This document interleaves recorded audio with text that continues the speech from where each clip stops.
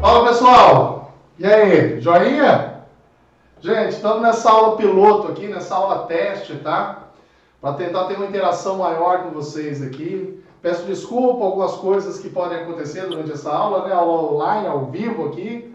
Pode ver cachorro batendo, a criança entrando, tá? Mas a gente está querendo fazer algo melhor para vocês, tá, gente? Essa nova realidade, a gente não sabe até quando vai ficar nessa situação, né, pessoal? Então eu vou começar com essa aula aqui falando o quê? Relembrando. Não está desfocado não, tá? Eu fiz aquela frescura que eu sempre faço no quadro, escrevo com 2 canetões. Então nós vamos começar alguns conceitos a partir do momento que nós paramos nas aulas presenciais. Nas aulas presenciais, nós falamos apenas de 2 grandezas físicas, gente. Então, praticamente de 3, né? Carga elétrica. Lembra que carga elétrica era uma propriedade da matéria, gente. Um corpo, então, com excesso ou falta de elétrons, nós achávamos a sua carga elétrica através de como, gente? Carga elétrica. Vamos lembrar aqui vocês, nosso objeto de estudo dentro da eletro. Carga elétrica. Tá beleza o tamanho do quadro? Como que tá?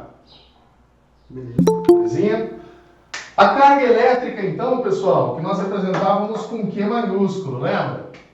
Esse Q maiúsculo nada mais é do que o número de elétrons, o número de partículas em excesso ou falta, vezes a carga elementar. Esse era o nosso objeto de estudo. A carga elementar tinha um valor constante, né? Carga elementar.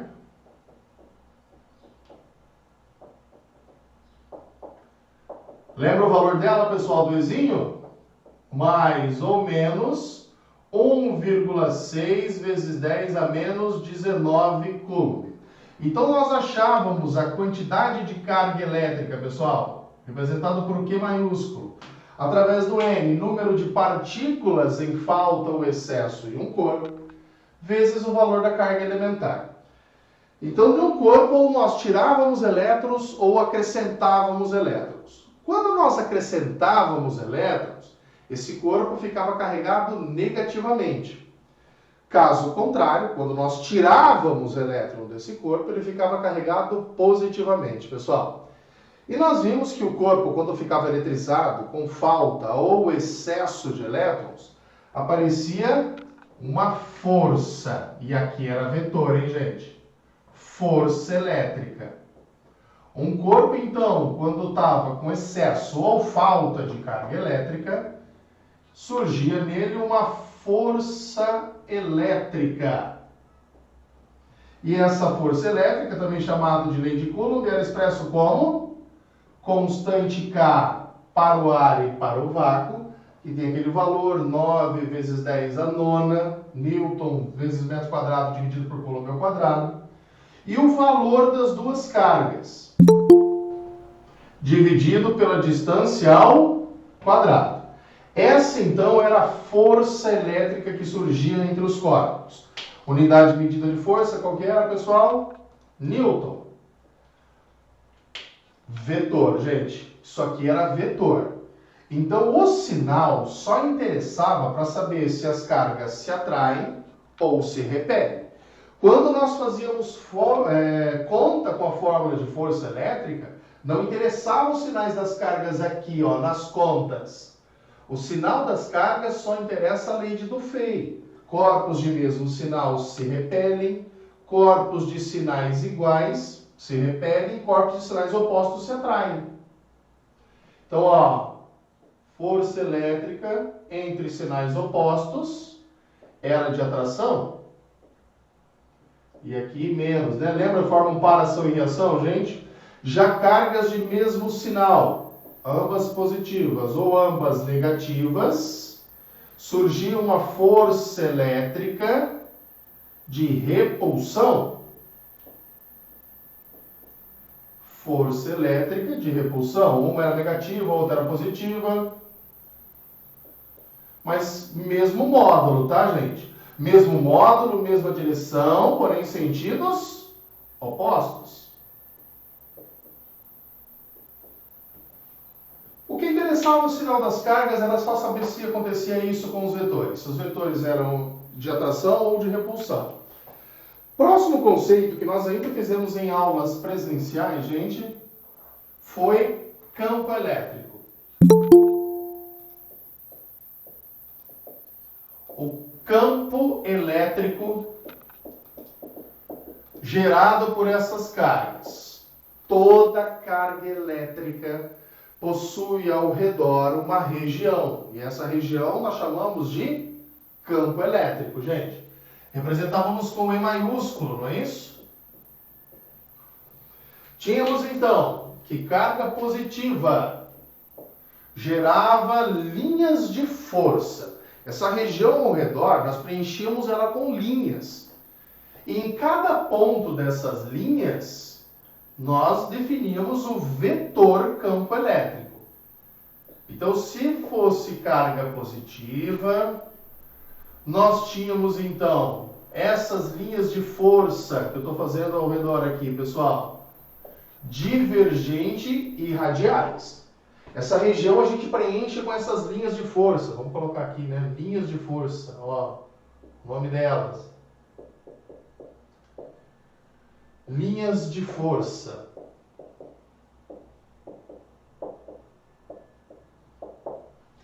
E em cada ponto dessas linhas de força, a cada ponto, nós analisávamos um vetor campo elétrico, gente.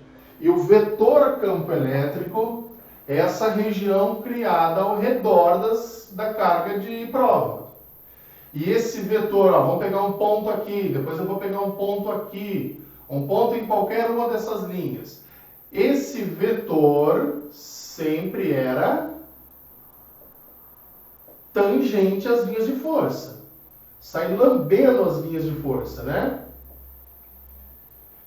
Esse ponto em vermelho que é o vetor a ser estudado ao redor da carga geradora.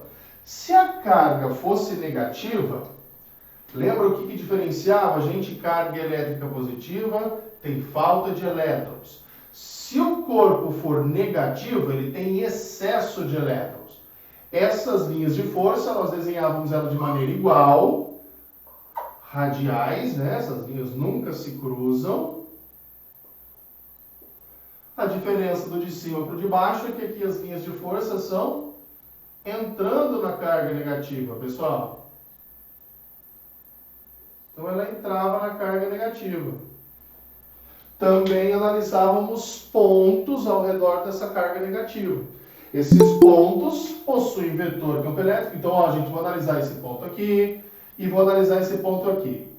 Aqui também gera vetor campo elétrico como na carga positiva. Só que a diferença é que esse vetor era tangente e entrando na carga negativa.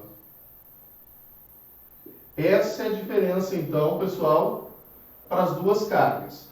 Ambas geram essa região ao redor, que nós chamamos de campo elétrico, só que o campo elétrico é saindo e aqui o campo elétrico é entrando. E qual era a fórmula de campo elétrico, gente? Fazer em preto aqui. O campo elétrico era a razão entre a força elétrica dividido pela carga de prova. Se acaso eu colocasse uma carguinha de prova aqui, ou uma carguinha, aqui é minúsculo, tá? Uma carguinha de prova aqui, aqui, aqui, em cada ponto ao redor, surgia então uma forma de calcular o campo elétrico. Mas o campo elétrico não depende da carguinha que você coloca. O campo elétrico não depende da carguinha que você coloca. Campo elétrico depende da carga geradora. Se ela é positiva ou se ela é negativa. Marcos, mas tem na fórmula o Qzinho. Como não depende do Qzinho? Qual que era a fórmula de força elétrica, gente? Qual a fórmula de força elétrica? Então ficávamos que força elétrica é dado por K, Qzão, Qzinho, né? Coloquei 2 Qzão, mas poderia ser um Q maiúsculo e um Q minúsculo, dividido pela distância entre elas ao quadrado, sobre a carga de prova. Olha o que eu posso fazer, pessoal? Cortar a carga de prova. Então, a fórmula de campo elétrico pode se apresentar de duas maneiras. Ou força elétrica por carga, que nem eu tinha feito aqui em cima, ou fazendo a conta que nós fizemos aqui, ó. K, Qzão, cortei o Qzinho de cima com o Qzinho de baixo, por D quadrado. Essa, então, pessoal, eram as duas grandezas que nós havíamos visto em sala de aula. Unidade de medida de força. Toda e qualquer força é dado em Newton, né? Newton. Já campo elétrico é força Newton por carga, Newton por Coulomb. Então, a unidade de medida de campo elétrico, gente, qual que era? Newton por Coulomb. E as nossas aulas presenciais, pessoal, terminaram nesse assunto aqui. Nós tínhamos, então, essas duas grandezas, que são grandezas vetoriais, tá? Força e campo. Carga elétrica é uma grandeza escalar, por isso que ela assume valores positivos ou negativos, né? Já o E, que é campo elétrico, pessoal, e força elétrica são grandezas vetoriais. As nossas aulas presenciais, pessoal, foram até esse assunto aqui, tá, gente? Já as nossas aulas gravadas, a gente começa na próxima, então, daqui a pouquinho a gente volta, tá? Fazendo um relembrando nessa aula piloto aí. Até 9h30? Essa aula até 9h30? 9h30. 9h30? Ah, então temos tempo ainda. Tem 20 minutos. Vamos tomar o pau, gente. Estamos perdidos aqui, tá, gente? Como eu disse para vocês, essa aula piloto aqui pode acontecer alguns erros de gravações normais, tá? Bem, nas aulas nossas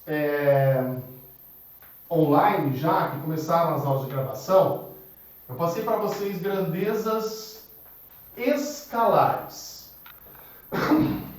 E quais eram essas grandezas escalares? Então, daqui em diante, nós começamos, então, pessoal, com grandezas que foram ditas através das aulas gravadas, tá?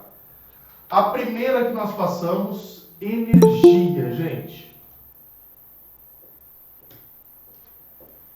Qual energia? A energia potencial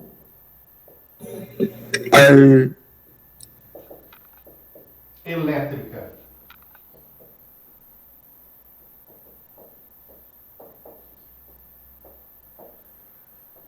Esta energia que eu vou representar com E, P, L, pessoal. Bem, aqui já é grandeza escalar. Menos mal, né, gente? Não precisa ficar desenhando os vetores entrando, saindo e tal. Aqui é uma grandeza escalar. Mas antes de retomar esse assunto, eu gostaria de fazer uma analogia aí, pessoal, com uma grandeza que vocês aprenderam lá no primeiro ano. Focar na aula. A tal da energia A tal da energia, pessoal, é a tal da energia potencial gravitacional. Como que era feito? Lá em energia potencial gravitacional, vou colocar aqui, ó, para que vocês lembrem. Nós tínhamos o solo, que era o nosso nível de referência.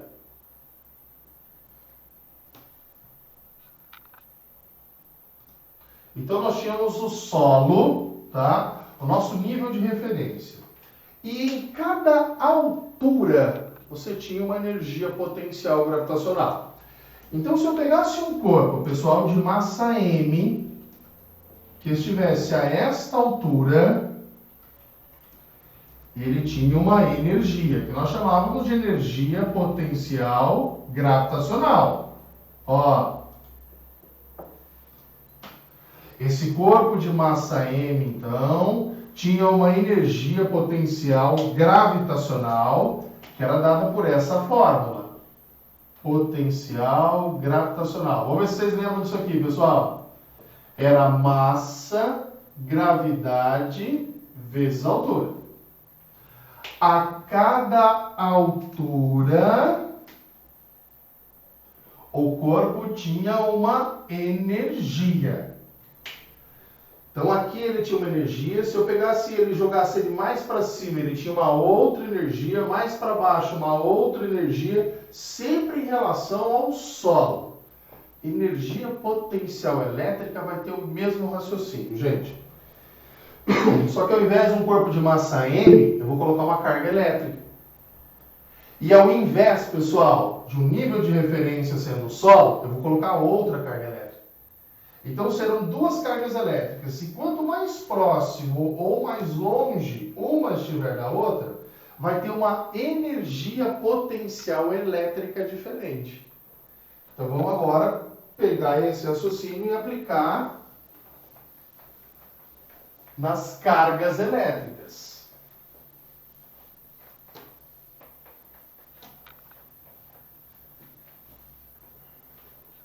Vou aplicar esse mesmo raciocínio, só que de acordo com outras cargas. Ó, onde é o nível de referência, eu vou colocar uma carga. Mesma linha, eu vou colocar uma carga, pessoal. E essa vai ser a carga geradora, que era o Q maiúsculo, lembra? Carga geradora era o Q maiúsculo. E a certas distâncias da carga geradora, eu vou colocar uma carguinha de prova. Eu vou colocar uma carguinha de prova aqui, fiz em azul aqui, fazia em azul também. Uma carguinha de prova aqui. Reparem que elas estão separadas a uma distância, assim como estava o corpo do nível de referência, né, gente? Então, daqui até aqui, nós temos uma distância. Uma distância. Esse corpo, essa carga elétrica, possui uma energia potencial elétrica. Gente, é o mesmo raciocínio da potencial gravitacional. Dependendo da altura, você tem uma energia potencial gravitacional. Dependendo da distância entre as cargas, você tem uma energia potencial elétrica.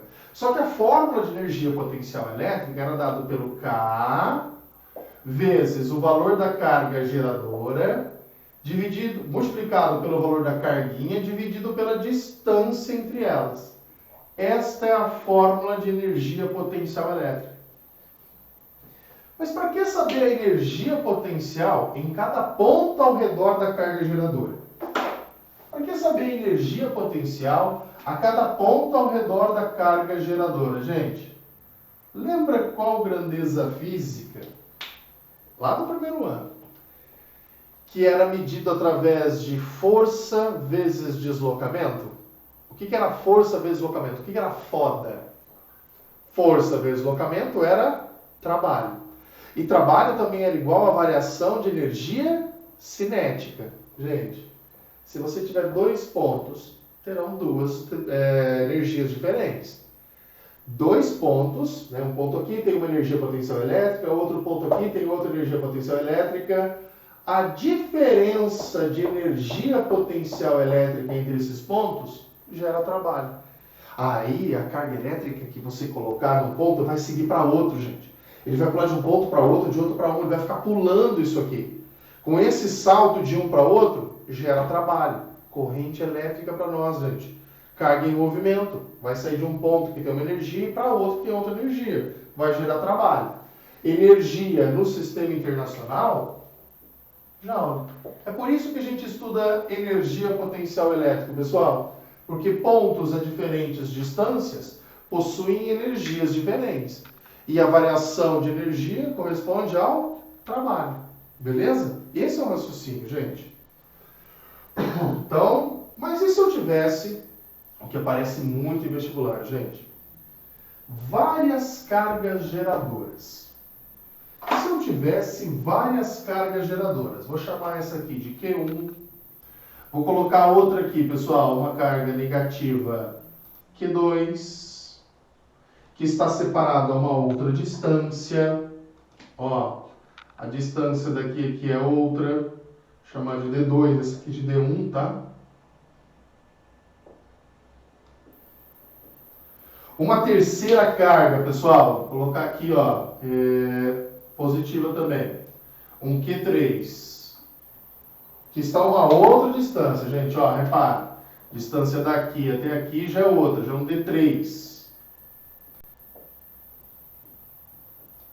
Essa carga de prova estaria dotada de energia devido às três cargas. E como que a gente acha a energia dessa carguinha devido às três cargas, Q1, Q2, Q3? A gente faz uma soma algébrica, pessoal. Então, muita atenção nisso. Se tiver mais de uma carga geradora, a energia potencial nesse ponto é dada pela soma algébrica de todas as energias. Então, a energia potencial elétrica nessa carguinha de prova é a soma da energia dessa nela, mais dessa segunda carga nela, da terceira carga nela. Como que fica? Fica K, Q1Q, dividido pela distância D1. Ó, a energia potencial elétrica dessa carga na carga de prova. Só que essa carga Q2 também gera energia nessa carguinha aqui. Então também vou ter que somar ela. K, Q2 vezes Q, dividido por D2. Então essa carga aqui também gera energia dessa carguinha de prova. E essa aqui também. Então ficamos mais K, Q3, Qzinho dividido por D3. Pessoal, essa é a energia potencial elétrica devido a várias cargas geradoras. Aqui é uma grandeza escalar. Se é escalar, Q2 é negativo no meu desenho, não é? Então aqui você vai ter que colocar o sinal. Menos com mais aqui vai ficar menos. Q3 é positivo, Q3 é positivo, fica sinal de mais. Se a carga geradora for negativa em energia, o sinal tem que ser colocado à prova, gente. Você tem que jogar o sinal das fórmulas, tá? Então aqui, como Q2 é negativo, vai ficar menos com mais, você ia subtrair a energia potencial devido à carga Q2.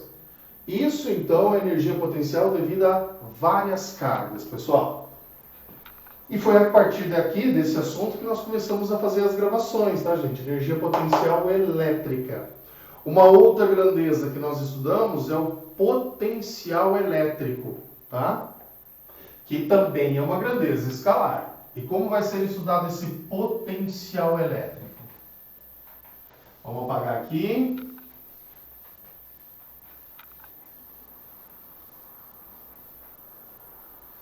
Também é uma grandeza física associado a pontos, tá, gente? Vai dar tempo aqui de nós fazer o desenho dele.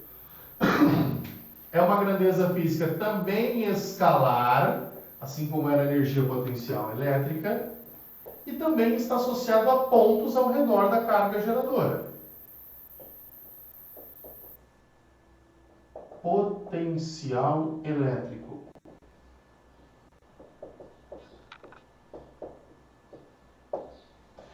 A gente vai representar essa nova grandeza física, pessoal, potencial elétrico, com o V maiúsculo.